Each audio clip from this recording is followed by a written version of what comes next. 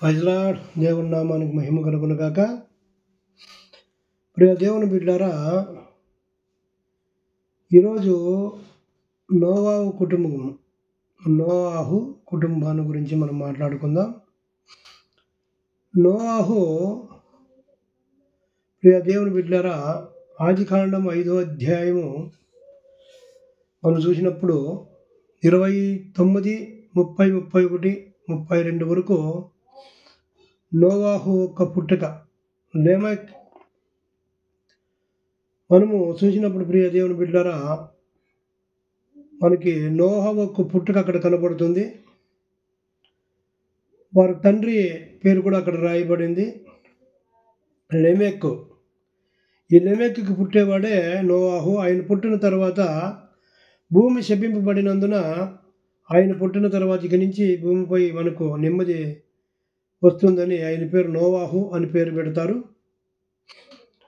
32వ వచనంలో, ప్రియ దేవుని బిడ్డారా, ఆదికాండం 5వ అధ్యాయం 32లో ఆయనకు కూడాను, నోవాహు కూడాను 3 కుమారులు పుడతారు, షేము, హాము, యాఫెతు. వీళ్ళు 3 కుమారులు పుట్టిన తర్వాత వీళ్ళ కుటుంబం కూడా దేవునితో మంచి, ప్రియ దేవుని బిడ్డలారా, దేవునితో విధేయులై దేవునితో మంచి వర్షిప్ వాళ్ళకు ఉంటుంది. ఆదికాండము 6వ అధ్యాయము 7, 8, 9 వచనాలు, 10 వచనాల వరకు మనం చూస్తే 8, 9, 10 వచనాలు. నోవాహు నిండారైతుడై ఆ కాలపు జనులలో ఆయన యథార్థంగా దేవునితో నడుస్తూ తన కుటుంబాన్ని నడిపించుకునేవాడని రాయబడింది. అంటే ఆయన కూడా దేవునితో నడుస్తూ తన కుటుంబాన్ని కట్టుకున్నాడు.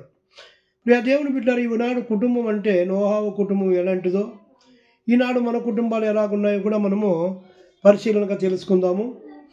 నోవాహు ఆదికాండం 6వ అధ్యాయము 8, 9, 10 వచనాల్లో ఆయన భూమిపైనున్న జనులందరిలో కూడాను నీతిమంతుడు, ఆయన నిండారైతుడు, దేవునితో కలిసి ప్రయాణం చేస్తూ తాను దేవుని మాటలో విధేయుడై ఉంటున్నాడు.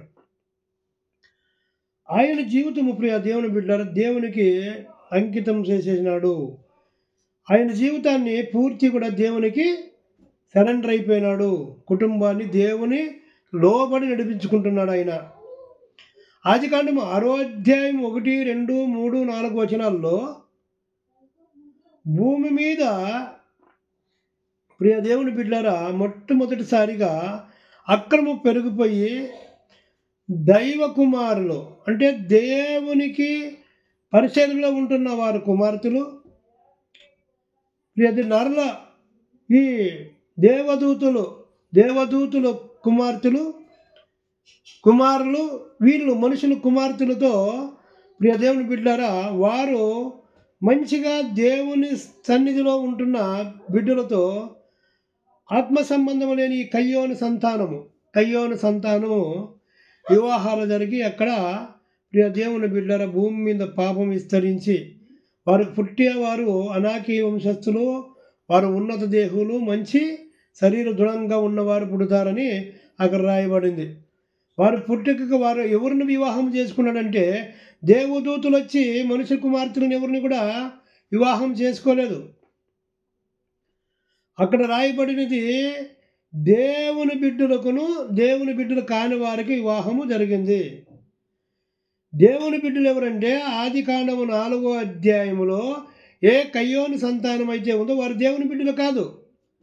దేవునితో వర్షిప్ చేయలేదు, దేవునితో నడవలేదు. దేవుడు అంటే కూడా ఎవరో తెలుకోకుండా పెరిగారు వాళ్ళు. అదే కయ్యోని సంతానము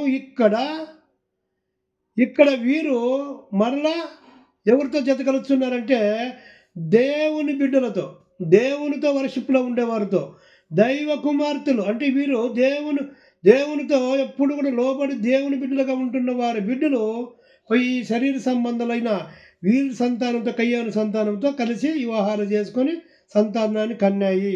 అంటే వారు దేవునికి లోబడిన వారు. వారిని అనాకా వంశస్థులు అని పేరు పెట్టారు. వారు ఉన్నత దేహులు, వారు ఈ భూమిపైన బలత్కారం చేసే ప్రజలు. దేవుని బిడ్డలారా, ఎక్కడ కూడా దేవదూతులు పెండెంట్లు చేసుకుని బిడ్డలు కలుగుతారని బైబిల్లో రాయబడలేదు.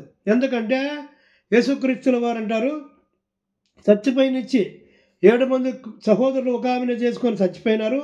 ప్రభువా ఈమె కూడా చచ్చిపోయి అక్కడ పోయి నుంచి 7 మందిలో ఎవరికి భార్య అవుతుందని యేసుస్వామిని అడిగినప్పుడు యేసుస్వామి ఒక మాట చెప్తాడు, చచ్చిన తర్వాత మనుషులు పెండ్లికి ఇవ్వబడరు, పెళ్లి చేసుకోలేరు. ఎందుకంటే వారు ఆత్మలో ఉంటారు కాబట్టి, వారు శరీరాలు ఉండే వాళ్ళకి. దేవదూతులు ఎలాగో వారు కూడా చచ్చిపోయిన వారి ఆత్మ కూడా ఉంటుంది. అంటే దేవదూతులు పెళ్లికి ఇవ్వబడవు, చేసుకోలేవు. వారు ఏమాత్రం కూడా సాధ్యపడే విషయమే కాదు. బైబిల్ ప్రకారంగా ఎవరైనా ఇలాంటి దుర్బోధులు చేసేటప్పుడు ప్రియ దేవుని బిడ్డారా, బైబిల్లో ఏముందో అది మాత్రమే మనం మాట్లాడుకోవాలి. దేవదూతులు కాదు, దేవుని ఎరగని ప్రజలు, దేవునితో వర్షిప్ చేసే ప్రజలు కలిసి వివాహాలు చేసుకున్నారు. అంటే ఈ కయ్యోని సంతానం దేవుడు అంటే తెలియదు, దేవుడు యెహోవా అన్న తెలియదు, దేవుడే సృష్టికర్త అనేది తెలియదు. వాళ్ళ తండ్రి వారికి వారు నేర్పించలేదు కాబట్టి అక్కడ వారి సంతానము ఈ యొక్క నోవాహు కుటుంబం నుండి వచ్చిన ఆ వరుసలో వచ్చిన వారిని వివాహాలు చేసుకొని అక్రమము ప్రియ దేవుని బిడ్డలారా వారి ఇష్టానుసారానికి జీవిస్తున్నప్పుడు నరమాత్రులుగా వీళ్ళు చేస్తున్న విషయాల్లో యెహోవా దేవుడు బాధపడి ఆ బాధలో ఇంకా దేవుడు మాట్లాడుతున్నాడు, నోవాహు నీవు ఈ తరములో నీతిమంతుడు.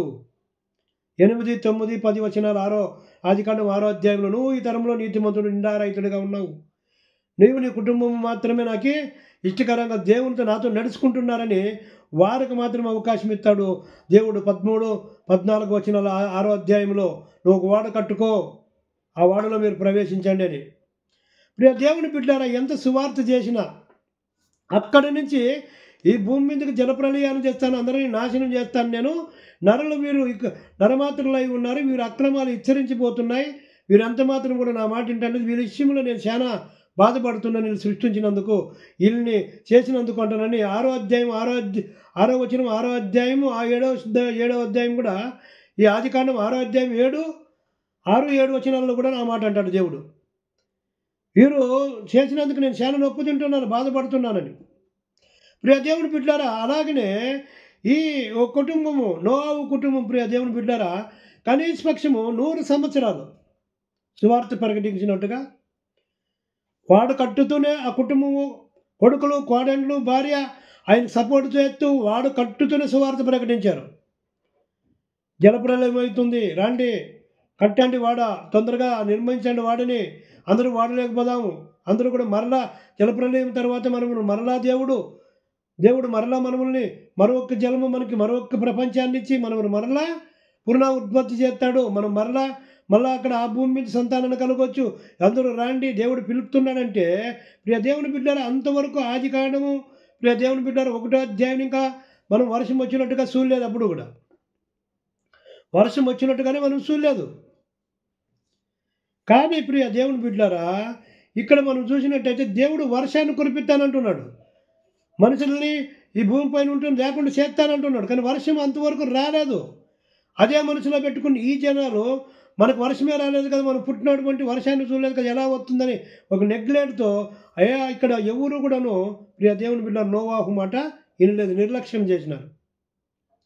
దేవుడు ఏ దేవుని తోటలో మనం చూసినప్పుడు ప్రియ దేవుని బిడ్డారా భూమిలో నింటేనే మంచు కురిపించి భూమిని నాన్పి అందులో పంట ఫలాలు వచ్చేలా చేసేవాడు. అయితే కింద నుండి ఏ భూమిలో నుండి సదము కింద నుండి వచ్చి ఆ సదము అదేనే ఆవిరి ద్వారానే పంటలు పండేటివి, భూమిలో ఉంటున్న చెట్లు ఫలాలన్నీ కూడా ఇచ్చేటివి. కానీ ఎప్పుడు కూడా వర్షం రాలేదు ఇంతవరకును. ఈ ఆదికాండం 7వ అధ్యాయం వచ్చే వరకును వర్షం పడలేదు. ఆదికాండం 7వ అధ్యాయంలో ప్రియ దేవుని బిడ్డలారా దేవుడు నోవాహుకి ఇచ్చిన కోడళ్ళు 3 కొడుకులను, నోవాహు భార్యను నోవాహు వాటితో పాటు అనేక పక్ష ప్రాణులని వాడలో ఎక్కించుకున్న తర్వాత జలప్రలయము ప్రియ దేవుని బిడ్డలారా సుమారుగా ప్రియ దేవుని బిడ్డలారా కొండల కంటే ఎత్తుగా వర్షము నీళ్లు నిలుచుకునేట్లుగా వాటిలోకి వర్షం వచ్చేసింది. వర్షం వచ్చి నీళ్ళు కింద భూమి పైన తేలుతా వాడ పోయిన కొండల కంటే ఎత్తైన ఇంకా ఎత్తుగా పోయినాయి నీళ్ళు. అక్కడ ప్రియ దేవుని బిడ్డలారా 150 రోజులు భూమి పైన నీళ్లు దిగేతలకే అంత సమయం పట్టిందని రాయబడింది. ఆది కాండము ప్రియ దేవుని బిడ్డలారా మనం చూసినట్టయితే 21, 22, 23, 24 వరకు మనం చూస్తే అక్కడ 150 రోజులు నీళ్లు భూమిపైన ఉన్నట్టుగా మనం చూస్తున్నాం. ఆ తరం అంతా కూడా తుడిచిపెట్టిపోయింది. 8వ అధ్యాయం 1వ వాక్యంలో నోహావుతో పాటు కొన్ని ప్రాణులు మాత్రమే బతికినట్టుగా, ఈ భూమిపైకి వచ్చినట్టుగా, ఈ భూమిపైన వారి సంతానము ప్రాణులు మాత్రమే వచ్చినట్టుగా రాయబడింది. ప్రియ దేవుని బిడ్డలారా, దేవునితో నడిచిన నోవాహు కుటుంబము జలప్రలయమును ఇంకా తప్పింపబడింది. నోవాహు సువార్త చేశాడు, ప్రజలను పిలిచాడు, ఎవరు రాలేదు, తిరస్కరించారు. ఇప్పుడు మనం కూడా అనేక మంది సువార్త చెప్తున్నాము, దేవుడు రెండోసారి వస్తున్నాడు, రాబోతున్నాడు, వస్తాడు అని. ప్రియ దేవుని బిడ్డలారా, ఆయన వస్తాడు, ఖచ్చితంగా వస్తాడు. ఎప్పుడు వస్తాడో వస్తాడు ఆయన. రేపని ఎల్లుండని మనం చెప్పలేము, ఈరోజే అని. కానీ దేవుడు వస్తాడని మనం నమ్మాల. ఎందుకంటే యేసుక్రీస్తుల వారు చెప్పింది, ఆ రోజు నాకు కూడా తెలియదు, దేవదూతలకు కూడా తెలియదు, తండ్రికి ఒక్కరికి మాత్రమే తెలుసు అంటున్నాడు. ఈయన శరీరముతో ఉన్నాడు కాబట్టి ఈయన దేవుడే. అంటే ఈయన శరీరాన్ని విడిచిపెట్టి మరలా పోయి ఆయన ఎవరు సమీపించలేని ఒక్క తేజస్సు అయిన తండ్రి యొక్క స్థానంలో ఆయన పోవాలి. అప్పుడు మాత్రమే ఆ నిర్ధారణ తీసుకునేదానికి అవుతుంది. ఎందుకంటే ఈ భూమి మీద ఉన్నాడు, ఆయనకే గ్యారంటీ, యేసుక్రీస్తుల వారికే గ్యారంటీ. ఇక్కడ ఎప్పుడు దేవుడు నన్నే ఎక్కడ వచ్చాను కదా నేను మనిషిగా, ఇక్కడ నా జీవితంకే గ్యారంటీ లేదన్నట్టుగా ఆయన ఎలాంటి పరిస్థితులు గుండా నడుస్తున్నాడు ఆయన తెలుసు. కాబట్టి అంటాడు, తండ్రి ఎందుకు నా చేయి నువ్వు విడిచిపెడుతున్నావు అని కూడా అంటాడు. అయ్యా నీ సాధ్యమైతే గిన్నె నా నుంచి తొలగించు అంటాడు. అంటే ఆయన దేవుడుగానే రాలేదు, మనిషి కుమారుడుగా వచ్చాడు. మనుషుల రక్త మాంసాల పాలువాడ ఇచ్చాడు.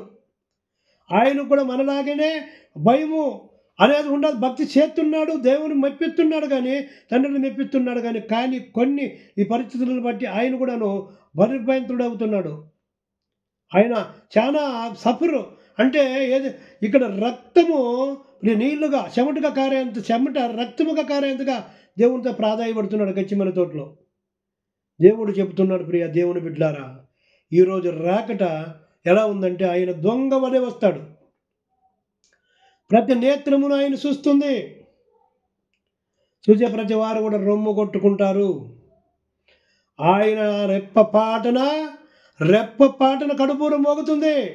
రెప్పపాటన సంఘము దేవుని నమ్మని వారు ఎత్తబడతారని రాయబడుతుంది 1 కొరింథీ 15వ అధ్యాయంలో. ప్రియ దేవుని బిడ్డలారా, దేవుడు ఖచ్చితంగా వస్తాడు. ఇది వాస్తవము. వస్తాడని నమ్మండి. అందరూ కూడా సువార్తము ఈనండి, దేవుని రక్షణ అనే వాడలో ఎక్కండి. లేదంటే నోవాహు ఆనాడు వాకిలి మూసినట్టుగా దేవుడు కూడా సువార్తకు వాకిలి మూయిపోతున్నాడు. ప్రతి వారికి కూడా సువార్త అందాలని ఈరోజు అందతా ఉంది. అనేక చోట్ల సువార్త వినపడుతూ ఉంది. ముందుకు రాది సువార్త ప్రకటించడానికి అనుకూలం లేకపోవచ్చు. ఈ దేశ పరిస్థితులు అలా ఉన్నాయి.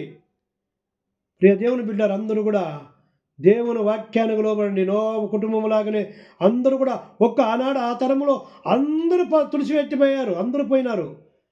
కయ్యాను సంతానముగా ఉన్నవారు ప్రతి ఒక్కరు కూడా శరీర సంబంధులు ఈ లోకంలో. ఇక్కడ నోవాహు సంతానం ఇంకా వచ్చిన వారి పిల్లలు ఇంకా వచ్చిన వారి సంతానాలు, లెమెక్కు ఆ పక్క నుంచి వచ్చిన వారు ప్రతి ఒక్కరు ఆదికాండం 5వ అధ్యాయం ఎండింగ్ ఇంకా వచ్చిన సంతానం అంతా కూడాను ప్రియ దేవుని బిడ్డలారా ఇక్కడికి వచ్చే తనకే సుమారు మంది అందరూ కూడా నాశనం అయిపోయినారు. ఎందుకంటే బలాత్కారులు, దేవుని నమ్మని వారు ఈ కయ్యాను సంతానంతో వివాహం చేసుకొని ఎవరు కూడా దేవుణ్ణి విడిచిపెట్టుకుంటూ వారు తినుతూ త్రాగుతూ లేచి డ్యాన్సులు ఆడుకుంటూ జమీన్లు కొంటూ అమ్ముతూ బిజీ లైఫ్లో ఉన్నారు. వాళ్ళందరూ కూడా నరమాతృలుగా, అక్రమ విషయంలో వారు నరమాతృలై ఎంత మాత్రం కూడా దేవుని మాట వినుకోకుండా ఉన్నారు. ఈరోజు మనమందరికి కూడా సువార్త అందుతుంది. దేవుడు ప్రియ దేవుని బిడ్డ అందరినీ పిలుస్తున్నాడు. ఈనాడే ప్రియ దేవుని బిడ్డలు, ఈనాడే రక్షణ దినము. ఇదే ప్రియ దేవుని బిడ్డలారా, మనకందరికీ కూడా సువార్త అందుతుందంటే ఈరోజే బిరిగి మీరు నమ్మి రక్షణలోకి రండి. ఇదే అనుకూల సమయము, ఈరోజే రక్షణ దినము. అందరూ ప్రభు దగ్గరికి రండి, అందరూ కూడా సువార్తను వినండి. నోవాహు వాడనే అవును దేవుని బిడ్డలు, యేసుక్రీస్తు లేక అందరూ కూడా రండి. నోవాహు వాడు కంటేను శ్రేష్ఠుడు, నోవాహు వాడు కంటేను మనకు భద్రతనిచ్చే దేవుడు మన దేవుడు యేసుక్రీస్తుల వారు. ఈ దేవుని ఈ యేసుక్రీస్తుల వారిని అంగీకరించిన మనమందరం కూడా ఈ భూలోకంలో సురక్షితంగా ఉంటాము. కళ్ళు మూసుకోండి, ప్రార్థన చేస్తాం. ప్రియ దేవుని బిడ్డను మనం అందరికీ కూడా ప్రభు ప్రాణం పెట్టాడు, ప్రాణం పెట్టిన ఆ దేవుడు రానై ఉన్నాడు. రానై ఉన్న ఆ దేవుని మనం నమ్ముకొని అందరూ కూడా ఆ దేవుని పాదాలు పట్టుకొని ప్రభువా మేమందరూ కూడా నీ సన్నిధికి వస్తున్నామని అని మనమందరం కూడా ఎవరెవరికి ఏ విషయాల్లో కొరతలు ఉన్నాయో అందరూ కూడా కళ్ళు మూసుకొని ప్రార్థనలో ఏకీపించండి. మహాపరిశుద్ధుడు ప్రియ పరలోకమందున్న నా తండ్రి ప్రభు, ఇంతవరకు మీరు నైనా ప్రభు నోవాహు కుటుంబం ద్వారా మాట్లాడారు.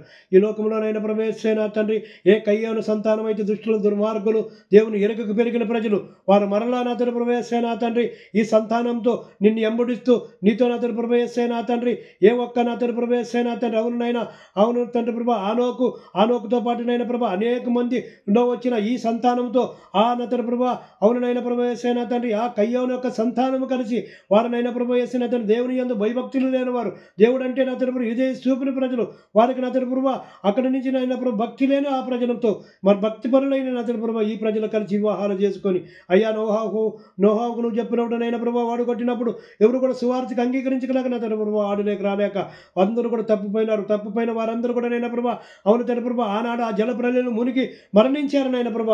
మేము నా తండ్రి ప్రభు వేసాను తండ్రి అవకాశం మాకు ఇచ్చావు. అవును తండ్రి ప్రభు వేసాను తండ్రి నోవాహు ఒక్క సంతానం ద్వారా మేము అనేక మంది మరలా నా తండ్రి ప్రభు అవును తండ్రి ఈ భూమిపైకి వచ్చాము నైనా ప్రభు. నీ సువార్తని వింటున్నాం, ఆ సువార్తని అంగీకరించిన ప్రభు అవును తండ్రి ప్రభు వేసిన నీ పాద సన్నిధికి నా తండ్రి ప్రభు నీ పాద సన్నిధిలో నీ పాదాలు పట్టుకొని వేలాడుకుంటున్నాయిన ప్రభు.